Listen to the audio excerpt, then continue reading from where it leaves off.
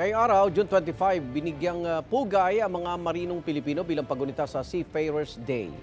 At may unang balita live si Jomer Apresto. Jomer!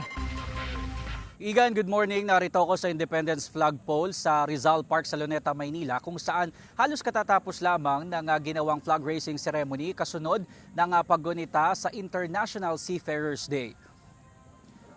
Pinangunahan ito ng Seafaring Family International o SEAFAM. Nagtungo rin dito ang ilang opisyal ng Department of Migrant Workers, Overseas Workers Welfare Administration at TESDA. Ang tema ng aktibidad ngayong taon ay may kaugnayan sa pangangalaga sa ating mga marino laban sa iba't ibang uri ng harassment. Ayon kay SEAFAM President Arian Rocha, pagkatapos ng flag raising ceremony ay magkakaroon din ng programa para sa mga tripulante. Lain daw nito na bigyan pugay ang mga tripulanteng Pinoy para sa kanilang kontribusyon sa global maritime industry. Magkakaroon din ng job fair ang marina. Sa inisyal na impormasyon ay 20 kumpanya ang sasali. Samantala, bukod sa Maynila, may ginagawa ring aktibidad ngayon sa Bohol.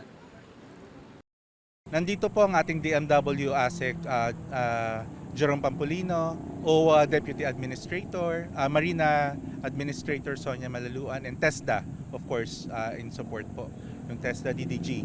Without seafarers po, baka wala ng groceries na ma-provide, wala tayong mabibili. Even yung gasolina, di ba? So, ang laki ng impact kung walang magdi-deliver, talagang ang hirap makakuha ng supply, baka walang sasakyan sa EDSA. No? Each sector will be giving their pledge of commitment to keep our crew safe on board and here sa land. The government, they're doing everything they can so that the OFWs and our seafarers can be repatriated safely.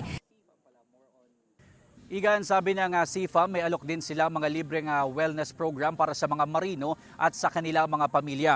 Ang Marina at DOTR mayroon namang libreng sakay para sa mga marino ngayong araw. Sa LRT2, 7 a.m. to 9 a.m. at 5 p.m. to 7 p.m. ang libreng sakay. Mula 5:30 a.m. naman hanggang sa matapos ang operasyon para sa MRT3. At yan ang ulang balita mula dito sa Maynila. Ako po si Jomer Apresto para sa GMA Integrated News. Igan, mauna ka sa mga balita, mag-subscribe na sa GMA Integrated News sa YouTube para sa iba't ibang ulat sa ating bansa.